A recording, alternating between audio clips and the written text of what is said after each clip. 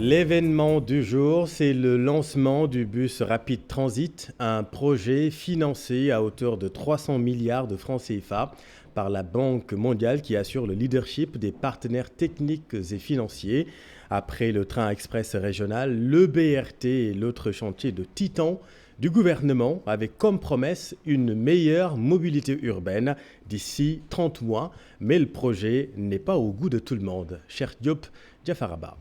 Il a fallu la présence du chef de l'État pour matérialiser le démarrage des travaux du BRT, le bus Rapid Transit, ce programme qui vise la congestion routière à Dakar. Donc, le BRT contribue naturellement à résorber tous ces problèmes-là. Donc, mettre à la disposition des usagers des moyens de transport confortables qui roulent sur site propre et qui vraiment réduisent considérablement la vitesse, qui améliorent considérablement la vitesse commerciale, ce qui est très très bien en termes d'exploitation.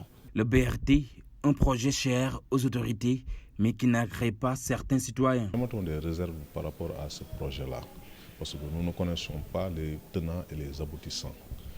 Donc, étant une organisation de travail qui regroupe des travailleurs, donc nous sommes obligés à faire des alertes par rapport à cette concurrence-là. Sur le trajet, 14 communes sont traversées pour les bus de ce programme. À ce moment, de potentiels clients parlent de discrimination car leurs localités ne sont pas desservies. Alors que Dakar Dem Dikk est en train d'aller dans les coins et les recoins de Dakar jusqu'à Yène, de Yène jusqu'à Gorom, de Gorom jusqu'à Lac Rose pour transporter les usagers qui sont là-bas. Mais si un jour on vient, on leur donne un trajet libre, c'est leur bus seulement qui passe par là-bas, ça peut nous poser des problèmes. L'État jouera pleinement son rôle d'arbitre pour que les uns et les autres, qui sont tous des exploitants et des acteurs économiques, puissent vraiment survivre quand même, parce qu'aujourd'hui, il n'y a pas autre chose. Il ne s'agit pas de faire venir le BRT et de tuer tout le système qui était là, ou bien de l'effondrer. Non, non. Le BRT est initié pour faciliter le déplacement des populations entre la capitale et Guédiawaye. 14 minutes de trajet.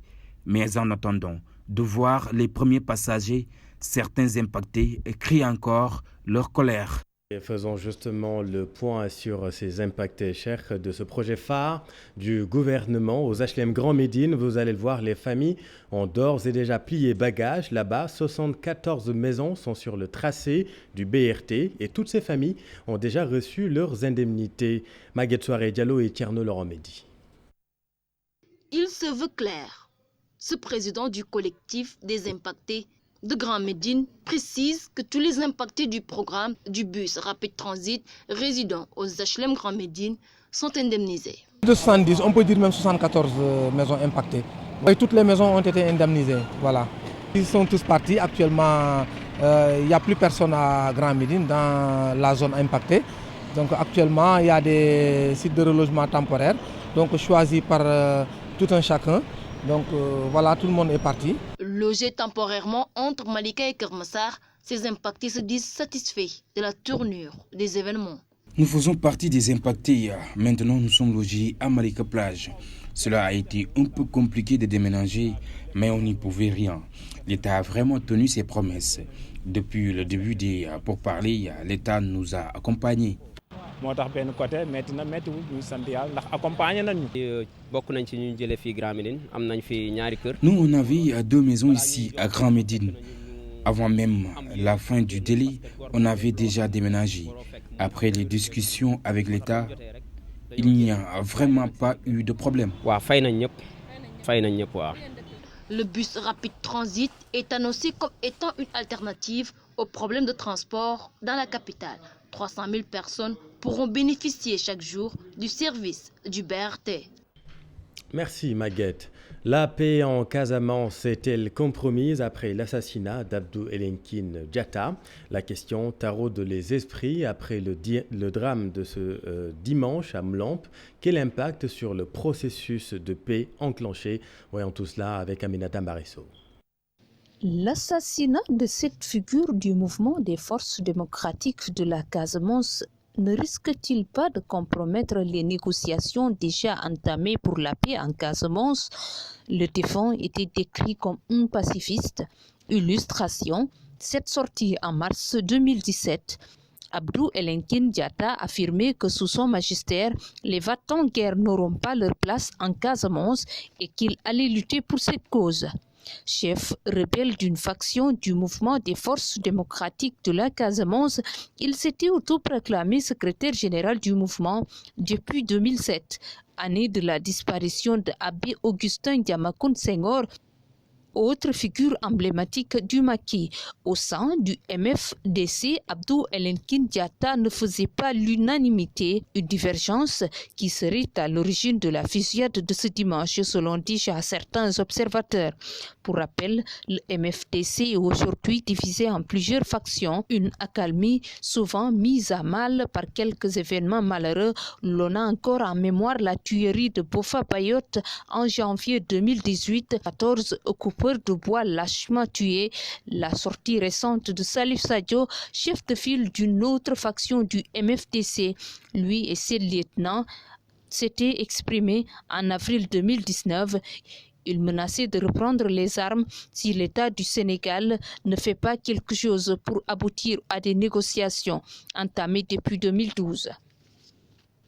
Officiellement, les négociations entre l'État du Sénégal et le MFDC remontent à 2017. Elles avaient eu lieu en Italie.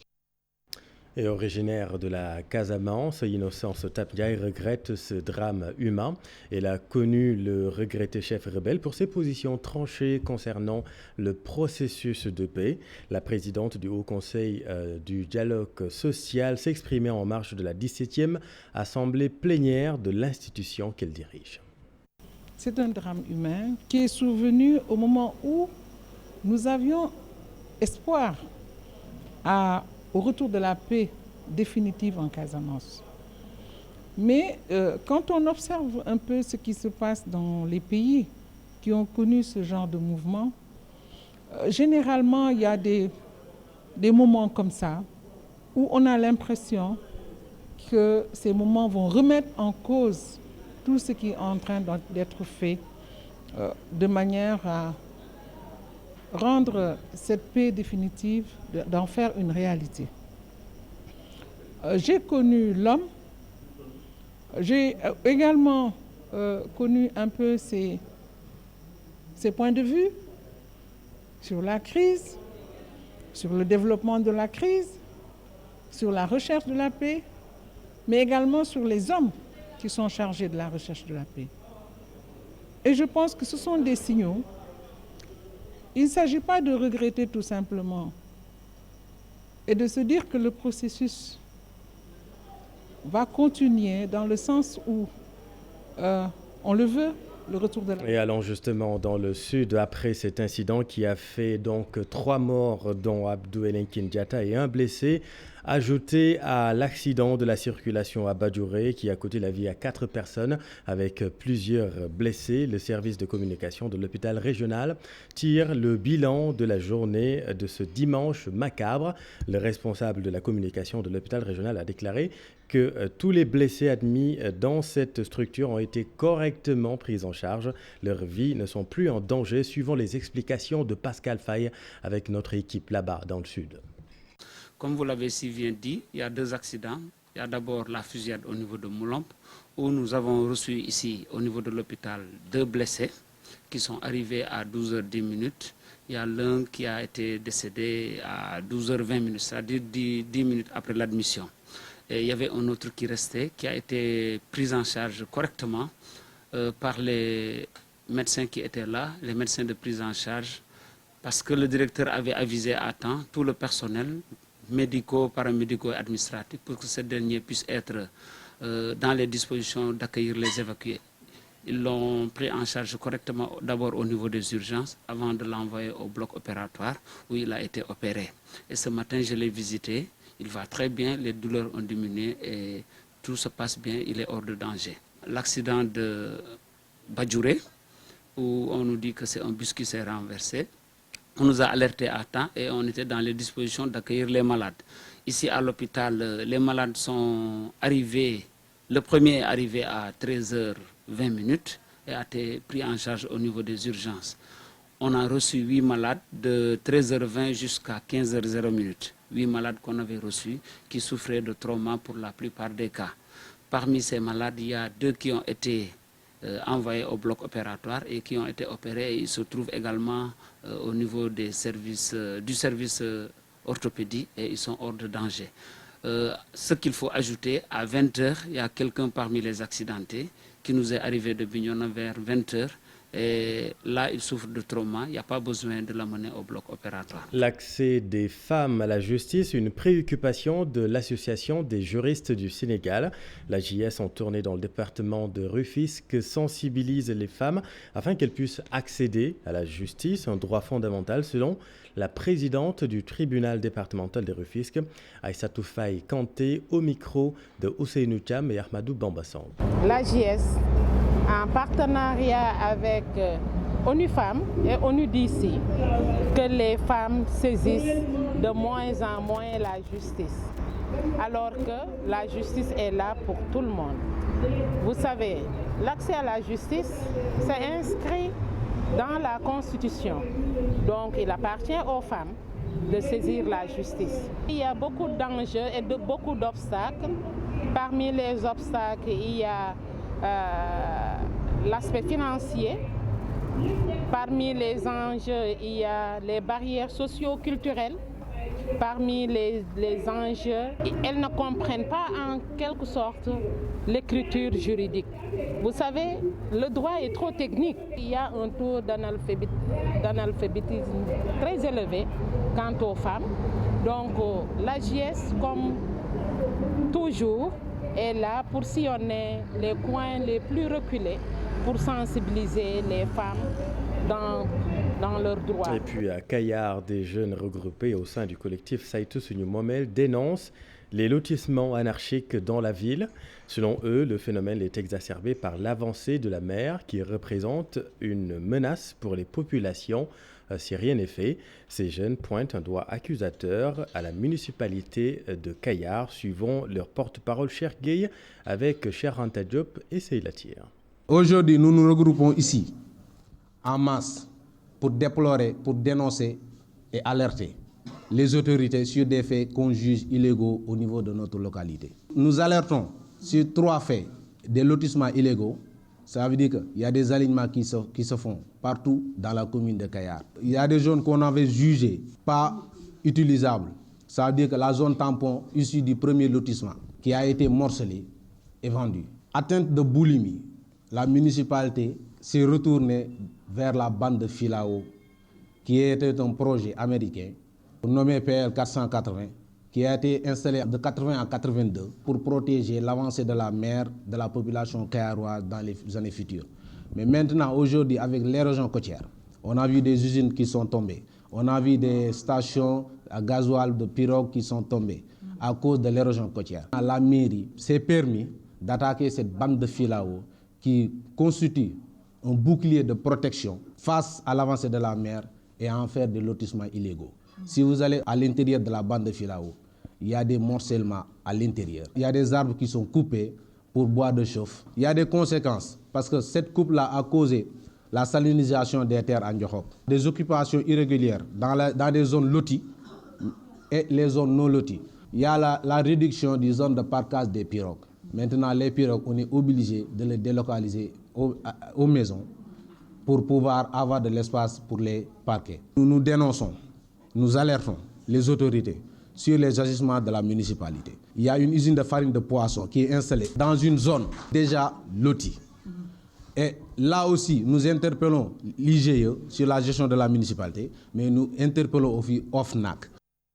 Renforcement du partage des connaissances et l'élargissement des meilleures politiques au Sénégal, le Fonds international de développement agricole a dégagé un important investissement pour améliorer les productions et renforcer le développement de l'agriculture. Les acteurs du monde rural comptent désormais pérenniser leurs actions. Maïmouna Ndiaye et Pape Sangone Mbaye. Après 3 années de partage de connaissances et de nouvelles stratégies, ces acteurs de l'agriculture étalent ici leurs résultats. Ils se fondent sur les nouvelles technologies pour rendre plus compétitif le modèle sénégalais. On a travaillé dans une démarche inclusive en faisant de telle sorte que tous les projets, programmes qui travaillent dans la gestion des savoirs et les innovations puissent aller ensemble pour qu'on puisse un peu recueillir ces bonnes pratiques. On en a recueilli une bonne partie et après il fallait filtrer. Et ce filtre-là a été fait avec l'ensemble de ces acteurs-là. Et à partir de ce moment-là, on a travaillé pour documenter tout cela et aller même jusqu'au niveau de la traduction, en passant par l'illustration de ces bonnes pratiques. Parce que si vous voulez diffuser des pratiques, il faut nécessairement illustrer pour que le petit producteur qui n'a pas un niveau d'alphabétisation élevé puisse avoir les moyens de pouvoir le diffuser au niveau de sa parcelle.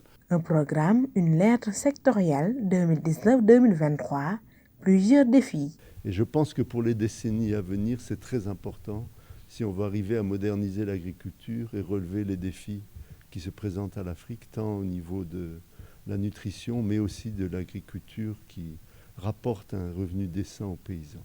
Donc de cette manière, nous avons actuellement une douzaine de projets dans les 7 pays de la sous-région et chacun des projets vont devoir mettre en œuvre ces techniques de gestion des savoirs à leur niveau, de manière à ce que le fameux Luma des savoirs du FNDAS puisse se développer davantage. Ces acteurs du monde rural veulent aussi ratisser large, améliorer les productions avec l'accompagnement de la Banque mondiale. Merci Maïmouna. Le nombre d'élèves sans acte d'état civil demeure encore important au Sénégal. Illustration à Gossas, dans la région de Fatick. Le taux est encore estimé à 25% et c'est la moyenne nationale selon Amnesty International. L'ONG a organisé une journée de formation des acteurs dans la région de Fatick. Voyons tout cela avec Aminata Goudjabi et Abdou Karim Bey. En place, nous y reviendrons. Venons-en à notre reportage découverte à la vitesse de l'éclair. Allons à Melakh, un village si cher à Chérif Dia, dans le département de Linguère, dans la région de Louga. La bourgade a été implantée par le marabout El Hadj Oumar Foutiyou Tall, le marabout guerrier. Le village serait également le lieu de départ de Cheikh Ahmadou Bamba en partance pour l'exil. Mais aujourd'hui, Melakh et ses habitants souffrent d'un manque d'infrastructures sociales de base dans la localité. Tchernofal. Situé à environ 9 km de Dara, le village de Melakh est une localité religieuse créée par El Hadj Oumar Foutiyou Tall vers les années 1821. Melakh est le plus gros village du département de Linguère. Il se trouve dans la commune de Thiamène Pass. C'est le foyer, un des plus grands foyers religieux du département. Il est le lieu de départ de Cheikh Ahmadou Bamba en partance pour l'exil. Ce village est créé par Cheikh Oumar Foutiyou Tall. Malgré sa dimension religieuse et son importance dans le département, Melakh est confronté à de nombreuses difficultés que sa population vit au quotidien. Notre préoccupation principale, c'est la santé. Les populations se soignent dans une case de santé. L'infirmier qui exerce est payé par les populations. C'est nous qui cotisons à la fin du mois pour payer l'infirmier. C'est nous qui achetons nos médicaments. Vraiment, nous invitons l'État. Heureusement que l'État est conscient. Aujourd'hui, le projet de la construction et de l'érection de postes de santé est très avancé. Durant des années, la localité est laissée à elle-même. Cependant, la population ne reste pas les bras croisés. Certains des fils du village sont en train de mener des initiatives personnelles pour booster son développement. Il y a un quartier qui a été électrifié par nos propres moyens. Mes partenaires et moi avons électrifié le village de Ndama. Mais le village croit, nous avons besoin de l'extension du réseau. Nous ne sommes pas arrêtés là. Avec l'appui du gouvernement, le programme national de biogaz, ils m'ont permis à doter à 20 foyers d'unités de biogaz. Ils produisent du gaz, ils produisent de l'engrais, l'engrais organique. Melakh est une localité de la commune de Thiamène Pass dans le département de Linguère. Sa population, estimée à environ 4000 âmes, est composée essentiellement de Wolofs qui s'adonnent à l'agriculture et à l'élevage. Merci Tierno. Et puis retour à Fatick, le nombre d'élèves sans acte d'état civil demeure encore important au Sénégal. Illustration à Gossas, dans la région de Fatick, le taux est estimé à 25% et c'est d'ailleurs la moyenne nationale selon Amnesty International. L'ONG a initié une journée de formation des acteurs dans la région de Fatick. Aminata Goudiaby et Abdou Karim Bey. Ces dernières années, le gouvernement a fait beaucoup d'efforts pour améliorer le taux d'accès à l'état civil au Sénégal. Amnesty International le reconnaît mais soutient que beaucoup d'enfants sont encore sans extrait de naissance. À Gossas, dans la région de Fatick par exemple, le taux d'enfants sans papier administratif tourne autour de 25%. On n'a pas encore obtenu les résultats escomptés en matière de déclaration de naissance. Certes, le taux de déclaration augmente un peu partout, mais le nombre d'élèves qui arrivent au CM2 et qui ne peuvent pas passer les examens à cause du défaut de papier de naissance. À Gossas, on nous a dit qu'un quart des élèves qui sont au CM2 n'avaient pas de bulletin de naissance. Donc c'est un peu partout le même pourcentage au Sénégal. La formation et la revalorisation des statuts des agents d'état civil sont plaidés par Amnesty International Sénégal. Un séminaire de formation à l'endroit des acteurs concernés par l'état civil a été organisé à Fatick par Amnesty International Sénégal. Nous avons travaillé ensemble avec les autorités administratives locales, avec les autorités judiciaires locales, pour faire en sorte que beaucoup d'enfants sont confrontés aujourd'hui à des fausses pièces d'état civil. Et dû au fait que les agents au niveau des mairies qui s'occupent de l'état civil ne sont pas bien formés. La situation de l'état civil est tout aussi alarmante dans l'inspection de l'éducation et de la formation de Fatick. Les autorités ont dû prendre les devants cette année pour éviter toute perturbation du déroulement des enseignements et apprentissages. Cette année, lors de notre tournée de rentrée, j'ai proposé à mes collègues un outil de collecte d'informations. Dans chaque école, on me fait la situation de l'ensemble des élèves qui n'ont pas d'état civil. À Fatick, les communes de Patarsine, de Ndiop et de Mbella-Kadiaou font partie des localités où l'on note les plus faibles taux d'accès à l'état civil. Merci Aminata. La diaspora comorienne déclare la guerre au régime du colonel Nabil Azali. Selon elle, ce régime est en train de commettre la pire atrocité en matière de non-respect des droits humains que les Comores aient jamais connue. Une répression brutale s'abat sur la population comorienne à travers des meurtres, emprisonnements, des opposants politiques et entre autres. L'intervention de la communauté internationale devient plus que nécessaire, selon eux, en combat que la diaspora comorienne compte mener avec les membres du mouvement de Frappe France Dégage, compte rendu de leur conférence de presse tout à l'heure avec Fatima Touré et Modou Diop. Les droits de l'homme aux Comores semblent être bafoués. Meurtres, emprisonnement d'opposants politiques, restrictions des libertés individuelles et collectives, entre autres problèmes dénoncés par la diaspora comorienne. On parle aujourd'hui de torture, de traitements cruels et inhumains, d'exécutions extrajudiciaires et sommaires. On enregistre plusieurs morts suite à l'instruction de l'année dernière en juin.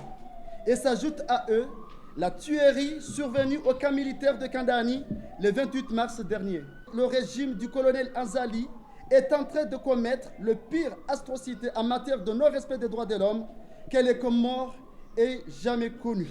Sur ce, la diaspora comorienne demande l'intervention immédiate de la communauté internationale. Nous en appelons à la responsabilité de la communauté internationale, plus particulièrement les Nations Unies et l'Union africaine, pour user de leur influence, non seulement pour protéger la population, mais également pour engager toutes les parties comoriennes dans la voie d'un dialogue véritablement sincère et résolument constructif. Dans ce combat, ces ressortissants comoriens sont soutenus par le mouvement Frappe France Dégage. Di wax li nga xamanteni mom moy solidarité jàppaleen bi nga xamanteni vive africaine yi ñi ngi koy jàppale li nga xam moom mooy situation bi ñi ngi fàttaliku ne tamit li nga xamante ni moom mooy force vive africaine ñi ngi koy andi seen solidarité ci xeex bi nga xamante ni fas yéene Plus de 350 000 sur les 850 000 habitants que compte le Comore vivent hors du pays. Une diaspora qui s'inquiète de la situation qui prévaut aux Comores. Elle dit espérer une intervention de la communauté internationale pour mettre fin à cette situation. Ce qui nous mène à ouvrir une fenêtre sur le monde. L'actualité internationale nous mène en Irak où se poursuivent les manifestations antigouvernementales, puis au Liban avec la mobilisation de milliers de personnes pour chasser la classe politique dirigeante, et au Kenya où les autorités sanitaires ont mis en place une banque de lait maternel pour sauver les bébés prématurés. Mais d'abord, l'attaque meurtrière survenue ce week-end au Burkina Faso avec Daniel Diouf. Une nouvelle attaque au Burkina Faso ce week-end, dans la nuit de samedi à dimanche. 16 personnes au moins tuées. L'attaque s'est déroulée à Pobé-Mengao, dans la province du Soum, dans le nord du Burkina Faso. Des violences attribuées à des groupes armés. Des habitants ont été enlevés et des boutiques pillées selon les témoignages recueillis par l'agence France-Presse.